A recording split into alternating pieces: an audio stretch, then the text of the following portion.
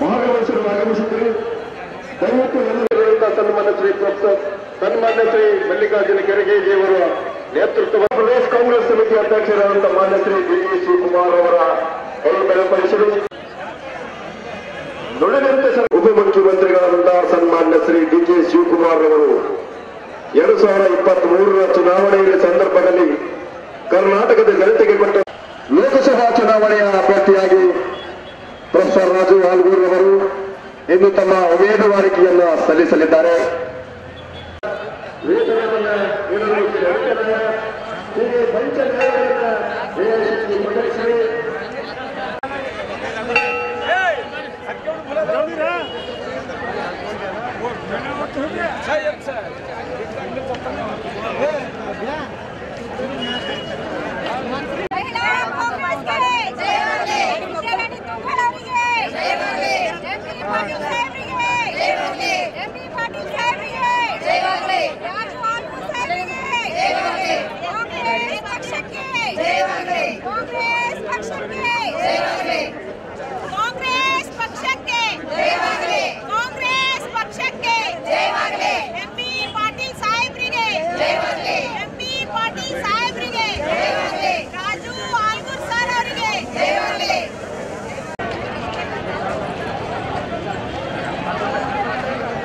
Sir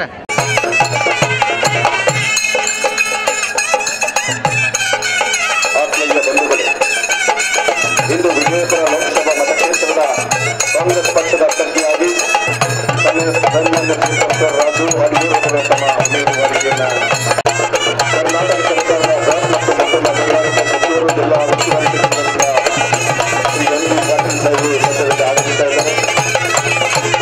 ಅದೇ ರೀತಿ ಜಿಲ್ಲೆಯ ಎಲ್ಲ ಶಾಸಕರು ಕೂಡ ಸದ್ಯದಲ್ಲಿ ಜನಪ್ರಿಯ ಮುಖ್ಯಮಂತ್ರಿಗಳಾದ ಕೆಪಿಸಿಸಿ ಅಧ್ಯಕ್ಷರಾದ ಮಾನ್ಯ ಶ್ರೀ ಡಿ ಕೆ ಶಿವಕುಮಾರ್ ಅವರ ನೇತೃತ್ವದಲ್ಲಿ ಹಾಗೂ ಎಐಸಿಸಿ ಅಧ್ಯಕ್ಷರಾದ ಮಾನ್ಯ ಶ್ರೀ ಮಲ್ಲಿಕಾರ್ಜುನ ಖರ್ಗೆಜಿಯವರ ದೇಶಾದ್ಯಂತ ಒಂದು ಕಾಂಗ್ರೆಸ್ ಪಕ್ಷಕ್ಕೆ ಅಭೂತವಾದ ಬೆಂಬಲವನ್ನು ಮಾನ್ಯ ಮತದಾರ ಪ್ರಭು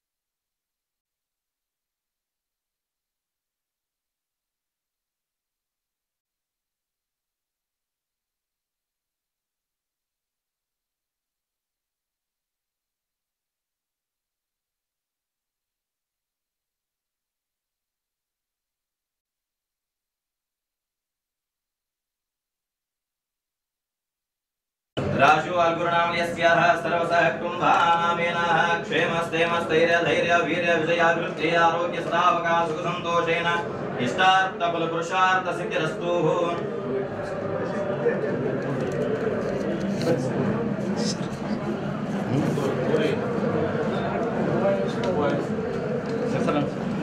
शिवाय नमः। दिव्य परिमल पुष्प पुष्पाणि समर्पयामि। ओम शिवाय नमः।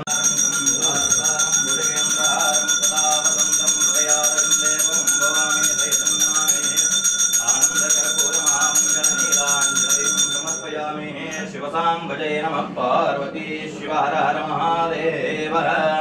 शिवयोगी सिद्धरामेश्वर महाराज की जय। सकल साधु संत देवता महाराज की जय।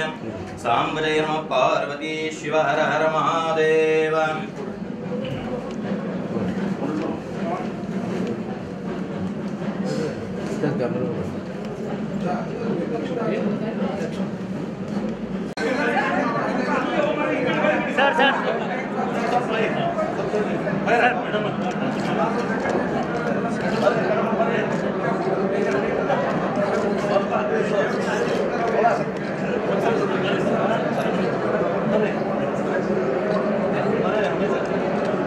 ಸರ್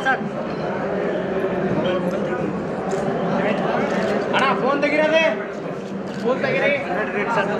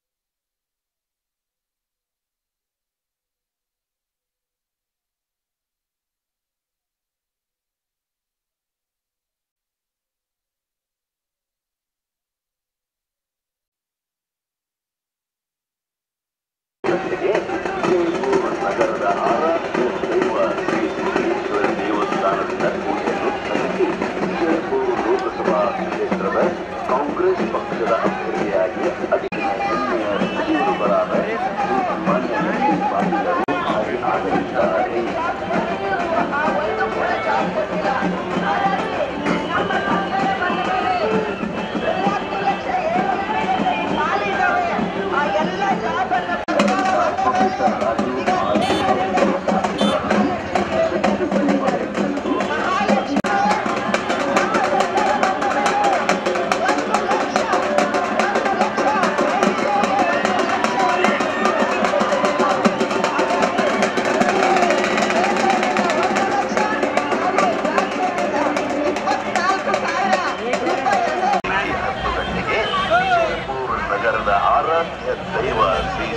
ಬಸವೇಶ್ವರ ದೇವಸ್ಥಾನದಿಂದ ಪೂಜೆಯನ್ನು ಸಲ್ಲಿಸಿ ವಿಜಯಪುರ ಲೋಕಸಭಾ ಕ್ಷೇತ್ರದ ಕಾಂಗ್ರೆಸ್ ಪಕ್ಷ ಬಸವನಾಡಿನ ಹೆಮ್ಮೆಯ ಸಚಿವರುಗಳಾದ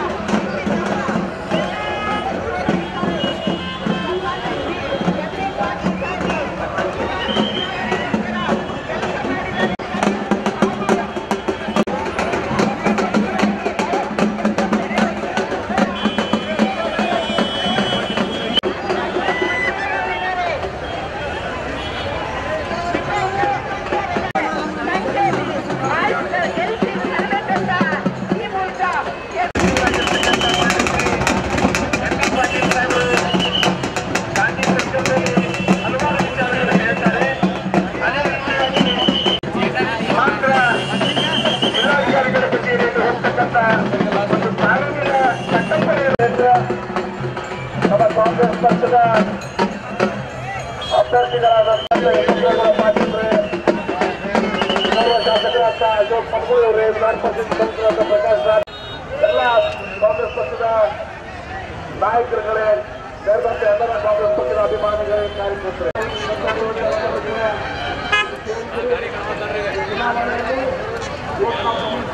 ಬಿಜೆಪಿ ಸರ್ಕಾರ ಏನೆಲ್ಲ ಆಶ್ವಾಸನೆಗಳು ಕೊಟ್ಟಿತ್ತು, ಒಳ್ಳೆಯ ದಿನಗಳು ಬರ್ತವೆ, ಅಕ್ಷಯ ಹೇಳಿದ್ರು. ಪೆಟ್ರೋಲ್ ರೇಟ್ ಸೃಷ್ಟಿ ಮಾಡ್ತೀನಿ ಅಂತ ಹೇಳಿದ್ರು. ಪ್ರತಿ ವರ್ಷ 2 ಕೋಟಿ ಉದ್ಯೋಗ ಸೃಷ್ಟಿ ಆಗ್ಲಿವ. 10 ವರ್ಷದಲ್ಲಿ 20 ಕೋಟಿ ಉದ್ಯೋಗ ಸೃಷ್ಟಿ ಆಗ್ಬೇಕಾಗಿತ್ತು. ಇವತ್ತು ಅವರು ಕೈಗೊಂಡಂತ ಕೆಲವು ತಪ್ಪು ನಿರ್ಣಯಗಳು ಪೂರ್ಣವಾಗಿ ಹಣ ವಾಪಸ್ ಬಂದು ಇವತ್ತು 1 ರೂಪಾಯಿನೂ ಕೂಡ ಅಲ್ಲಿ ಕಪ್ಪು ಹಣ ದುಡ್ಡು ಸಿಕ್ಕಲಿಲ್ಲ. ಮೊನ್ನೆ ನಾಗರತ್ನ ಅವರು ನಮ್ಮ ಸುಪ್ರೀಂ ಕೋರ್ಟ್ ಜಡ್ಜಿ ಅವರು ಹೇಳಿದ್ರು, ಯಾವಕ್ಕೆ ಇದನ್ನ ಮಾಡಿದ್ರೆ ಗೊತ್ತಿಲ್ಲ, 1 ರೂಪಾಯಿನೂ ಕೂಡ. ಅನೇಕ ಕೋಟ್ಯಾಂತರ ಸಣ್ಣ ವ್ಯಾಪಾರಸ್ಥರು, ಕೂಲಿ ಕಾರ್ಮಿಕರು ಇವತ್ತು ಸಹ ಬಹಳ ದೊಡ್ಡವಾದಂತಂದ್ರು. ಇವತ್ತು ರೈತರ ಆದಾಯ ದ್ವಿಗುಣ ಮಾಡ್ತೀವಿ ಅಂತ ಹೇಳಿದ್ರು, ರೈತರ ಆದಾಯ ದ್ವಿಗುಣ ಆಗ್ಲಿಲ್ಲ. ಈಗ ಸುಳ್ಳು ಆಶ್ವಾಸನೆಗಳು ಕೊಡ್ಕೊತ ಬಂದು ಕಟ್ ಕಡೆದಾಗಿ ಆ ಖಾವುಂಗ ನಾ ಖಾನೆ ತುಂಗ ಅಂತೇಳಿ ಈಗ ಮೊನ್ನೆ ಇವ್ರು ತಂದಂತ ಏನು ಚುನಾವಣಾ ಬಾಂಡ್ಗಳದಾವ, ಇಲೆಕ್ಟ್ರಲ್ ಬಾಂಡ್ಸ್ ನೋಡಿದ್ರೆ ಇವತ್ತು ನರೇಂದ್ರ ಮೋದಿ ಅವರು ಸಹ ಮಾಡಿದ್ದಾರೆ. ಸುಮಾರು 7,500 ಕೋಟಿ ಅವ್ರ ಮುಖವಾಗಿ ಕಳಿಸಿ ಬಂದಿದೆ. ನಮ್ಮ ಕಾಂಗ್ರೆಸ್ ಪಕ್ಷ ದೇಶಕ್ಕೆ ಸ್ವಾತಂತ್ರ್ಯವನ್ನು ದೊರಕಿಸುವುದಲ್ಲದೆ ಇವತ್ತು ಅನೇಕ ಯೋಜನೆ, ಇವತ್ತು ಇಂದಿರಾ ಗಾಂಧಿ ಜವಾಹರ್ಲಾಲ್ ನೆಹರು ಇದ್ದಾಗ ಪ್ರಧಾನಮಂತ್ರಿ ಆಗ್ತಾರೆ. ಇವತ್ತು ಹಸಿರು ಕ್ಷೀರ ಕ್ರಾಂತಿಯನ್ನು ಮಾಡಿ ರಾಜೀವ್ ಗಾಂಧಿ ಅವರ ಸಹ ಇವೇನು ಮೊಬೈಲು, ಕಂಪ್ಯೂಟರ್, ಆಧುನಿಕ ಭಾರತ ನಿರ್ಮಾಣ, ರೈತರ ಸಾಲ ಮನ್ನಾ ಮಾಡುವ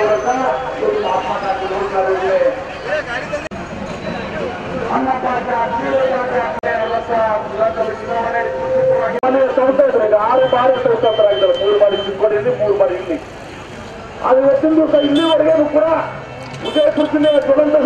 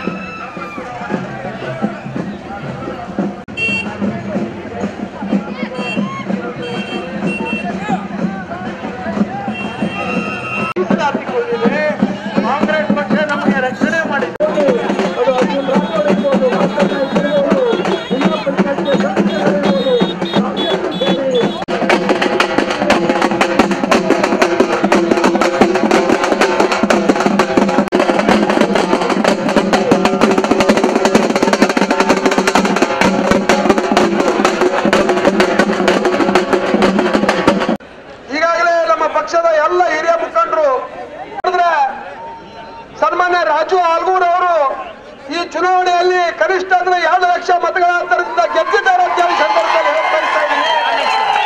ಯಾಕಂತಂದ್ರೆ ಕಾರ್ಯಕರ್ತರ ದುಡಿಮೆ, ಇವತ್ತು ಅಭಿವೃದ್ಧಿ ಕಾರ್ಯಗಳು, ಅದ್ರ ಜೊತೆಗೆ 5 ಗ್ಯಾರಂಟಿಗಳನ್ನು ಪ್ರತಿಯೊಬ್ಬ ಮನೆ ಮನೆಗೆ ಮುಟ್ಟಿಸಿ ಅತ್ಯಂತ ಹೆಚ್ಚಿನ ಮತಗಳ ಅಂತರದಿಂದ ಸನ್ಮಾನ್ಯ ರಾಜು ಆಲ್ಗೂರ್ ಅವರಿಗೆ ನಾವು ಲೋಕಸಭೆಗೆ ಕಳಿಸೋಣ ಅಂತ ಹೇಳಿ ಸಂದರ್ಭದಲ್ಲಿ ತಮಗೆ ಕಳಕಳಿ ವಿನಂತಿ ಮಾಡ್ಕೊಳ್ತೀನಿ. ಈ ಸಂದರ್ಭದಲ್ಲಿ ಇಡೀ ವಿಜಯಪುರ ಜಿಲ್ಲೆಯಲ್ಲಿ ಬರುವಂತ 8 ಮತಕ್ಷೇತ್ರದ 15-20 ಜನ ಕಾರ್ಯಕರ್ತರೊಂದಿಗೆ ಇವತ್ತ ಪಕ್ಷದ ಗ್ಯಾರಂಟಿಗಳನ್ನು ಇವತ್ತ ಮುಟ್ಟಿಸುವ ಮೂಲಕ ವಿಶೇಷವಾಗಿ ಮಹಿಳೆಯರಿಗೆ ನಮ್ಮ ಸರ್ಕಾರ ಕೊಟ್ಟಂತ ಸೌಲಭ್ಯಗಳನ್ನು ಅತ್ಯಂತ ಡಾಕ್ಟರ್ ಬಾಬಾ ಸಾಹೇಬ್ ಅಂಬೇಡ್ಕರ್ಗೆ ನನ್ನ ದೀರ್ಘದಂಡ ನಮನಗಳನ್ನು ಅರ್ಪಿಸಿ ಈ ಸಭೆಯಲ್ಲಿ ಉಪಸ್ಥಿತರಿರ್ತಕ್ಕಂಥ ಮಂತ್ರಿ ದ್ವಯರೇ, ಹಿರಿಯ ಶಾಸಕರುಗಳೇ, ಆತ್ಮೀಯ ಸ್ನೇಹಿತರೇ, ಶ್ರದ್ಧೆಯ ತಾಯಂದಿರೇ, ಕಾರ್ಯಕರ್ತ ಬಂಧುಗಳೇ, ಎಲ್ಲ ನನ್ನ ಬಂಧು, ಚುನಾವಣಾ ಕಣದಲ್ಲಿ ನಾವು ನೀವು ಇಳಿದೀವಿ. ಇದು ಒಂದು ಯುದ್ಧ ಹೇಗೆ ಗೆಲ್ಲಬೇಕು ಅನ್ನುವಂತ ಸೇನಾನಿಗಳು ತಾವು ತಮ್ಮ ಹುರುಪನ್ನ ನೋಡಿದ್ರೆ ನನಗೇನ್ ಅನ್ನಿಸ್ತೈತಪ್ಪ ಅಂದ್ರೆ ಬಾಬಾ ಸಾಹೇಬ್ ಅಂಬೇಡ್ಕರ್ ಕಾಂಗ್ರೆಸ್ಸಿನ ವಿಜಯ ಪತಾಕೆಯನ್ನ ತಾವು ಹಾರಿಸ್ತೀರಿ ಅನ್ನುವಂತ ವಿಶ್ವಾಸವನ್ನ ಇಡ್ತಾ, ಜೊತೆಗೆ ಈ ಜಿಲ್ಲೆಗೆ ಏನು ಅವಶ್ಯಕತೆ ಇದೆ ಅನ್ನುವಂತ ಮಾತನ್ನ ಎಲ್ಲ ಹಿರಿಯ ಶಾಸಕರುಗಳು ಹೇಳಿದ್ದಾರೆ. ಬಂಧುಗಳೇ, ನಾನು ಒಂದು ಮಾತನ್ನ ಹೇಳಕ್ ಇಚ್ಛೆ ಪಡ್ತಾ ಇದ್ದೀನಿ. ಸನ್ಮಾನ್ಯ ಮೋದಿಯವರು ಏನ್ ಹೇಳಿದ್ರು, ಏನ್ ಬಿಟ್ರು ಅನ್ನೋದಕ್ಕಿಂತ ಅವರು ಹೇಳ್ತಾ ಇದ್ರು, ಮೈ ಚೌಕಿದಾರ್ ಹೂ ಅಂತ ಹೇಳಿ, ರಕ್ಷಣೆ ಮಾಡ್ತೀನಿ, ಈ ಕಾನೂನಿನ ರಕ್ಷಣೆ ಮಾಡ್ತೀನಿ ಅಂತ ಅವ್ರು ಹೇಳ್ತಿದ್ರು, ಚೌಕಿದಾರ್ ಹೂ ಅಂತ ಹೇಳಿ. ಆದ್ರೆ ಈಗ ನಾನೇನ್ ಹೇಳಕ್ ಇಚ್ಛೆ ಪಡ್ತಾ ಇದ್ದೀನಿ ಅಂದ್ರೆ, ಈ ಸಂಸತ್ತನ್ನ ಅಂದ್ರೆ ಈ ಸಂವಿಧಾನ ಕೊಟ್ಟಂತ ಸಂವಿಧಾನವನ್ನ ನಾವು ಬದಲಾವಣೆ ಮಾಡ್ತೀವಿ ಅಂತ ಆ ಕ್ಯಾಬಿನೆಟ್, ಅವರ ಕ್ಯಾಬಿನೆಟ್ ಮಂತ್ರಿಗಳು ಹೇಳಿದ್ರು ಸಹಿತ ಆ ಪುಣ್ಯಾತ್ಮ ಚಕಾರ ಶಬ್ದದಿಂದ ಸ್ವಾತಂತ್ರ್ಯ ಸಹಿತ ಸಿಗುವಂತ ಡೌಟ್ ಇತ್ತು. ಆದ್ರೆ ಇವತ್ತು ಸ್ವಾತಂತ್ರ್ಯ ತಂದು ಕೊಟ್ಟವ್ರು ಯಾರಪ್ಪ ಅಂದ್ರೆ ಕಾಂಗ್ರೆಸ್ಸಿನವರು, ಅಭಿವೃದ್ಧಿ ಪಥದಲ್ಲಿ ಈ ದೇಶವನ್ನು ಕೊಂಡೊಯ್ದವ್ರು ಯಾರಪ್ಪ ಅಂದ್ರೆ ಕಾಂಗ್ರೆಸ್ನವರು. ಹಲವಾರು ಎಲ್ಲ ಈ ನೂತನ ಇವು ಟೆಕ್ನಾಲಜಿಗಳನ್ನ ತಂದು ಇವತ್ತು ಅಭಿವೃದ್ಧಿ ಯಾರೇ ಮಾಡ್ಯಾರಪ್ಪ ಅಂದ್ರೆ ಅದು ಕಾಂಗ್ರೆಸ್ನವ್ರು ಮಾಡ್ಯಾರ. ಬಂಧುಗಳೇ, ಇವರು ಬರೇ ನಾನು ಹಾಗೆ ಮಾಡಿದೆ ಹೀಗೆ ಮಾಡಿದೆ ಅಂತ ಹೇಳಿದ್ರು. ಭ್ರಷ್ಟಾಚಾರವನ್ನ ಅತ್ಯಂತ ಮಾರ್ಮಿಕವಾಗಿ ಮಾಡ್ತಾ ಇವತ್ತು ಭ್ರಷ್ಟಾಚಾರ ಬಯಲಾಗ್ತಾ ನನ್ನ ಮಾತನ್ನು ಮುಗಿಸ್ತಾ ಇದ್ದೀನಿ. ವೇದಿಕೆ ಮ್ಯಾಗ ಆಸನ MP ಪಾಟೀಲ್ ಸಾಹೇಬ್ರು, ಶಿವಾನಂದ ಪಾಟೀಲ್ ಸಾಹೇಬ್ರು, ಯಶವಂತಗೌಡ ಸಾಹೇಬ್ರು, ನಾಡಗೌಡ ಸಾಹೇಬ್ರು, ನಮ್ಮ ವಿದ್ಯಾಬಾಯಿ ತುಂಗಳ ಅವರು, ನಮ್ಮ ಅಧ್ಯಕ್ಷರು ಲೋನಿ ಸಾಹೇಬ್ರು. ಈಗ ಹಿಂದಿದೊಳಗೆ ಮಾತಾಡ್ತೀನಿ. आज हमारे पूरे तमाम लोग हैं कांग्रेस पार्टी से आए और कांग्रेस पार्टी से चुन गए. सब भी मिला को कहते थे होटल नहीं उतनी ज्यादा वोट पाना और पूरे MLA 10-10 हजार ज्यादा वोट कर को हमारे राजू अलगुर साहब को चुन को लाना. राजू अलगुर साहब को चुन को लाना और तुम्हें सब भी मिला को एक ले कहते जने आए एक मोदी को चौकीदार को चोर को हटाना है. चोर को हटाने का है. तुम्हें सब मिला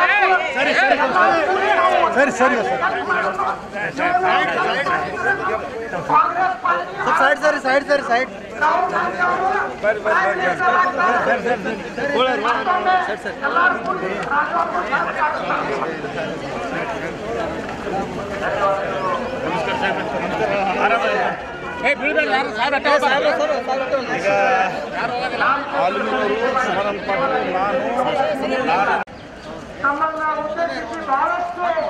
ಭಾರತೀಯ ಜನತಾ ಪಕ್ಷದ ಹಾಗೂ ಕಾಂಗ್ರೆಸ್ ಪಕ್ಷ ಕೊಟ್ಟಂತ ಅವಕಾಶಗಳನ್ನ ಈಡೇರಿಸುವ ಕುರಿತು ಮಾತನಾಡಿದ್ದಾರೆ. ನಾನು ಜಿಲ್ಲಾ ಕಾಂಗ್ರೆಸ್ ಪಕ್ಷದ ಅಧ್ಯಕ್ಷರಾಗಿ ತಮ್ಮಲ್ಲಿ ಒಂದು ವಿನಂತಿಯನ್ನು ಮಾಡ್ಕೊಳ್ತಾ ಇದ್ದರು. ಅವರು ಕೈ ಬಲಿಸಬೇಕಾಗ್ತದೆ. ಹೀಗಾಗಿ ಅತಿ ಹೆಚ್ಚಿನ ಸಂಖ್ಯೆಯಲ್ಲಿ ತಾವೆಲ್ಲರೂ ಕಾಂಗ್ರೆಸ್ ಪಕ್ಷಕ್ಕೆ ಮತವನ್ನು ನೀಡುವಲ್ಲಿ ಮತ್ತು ಮತವನ್ನು ಕೈಯಲ್ಲಿ ಪ್ರಮುಖ ಪಾತ್ರವನ್ನು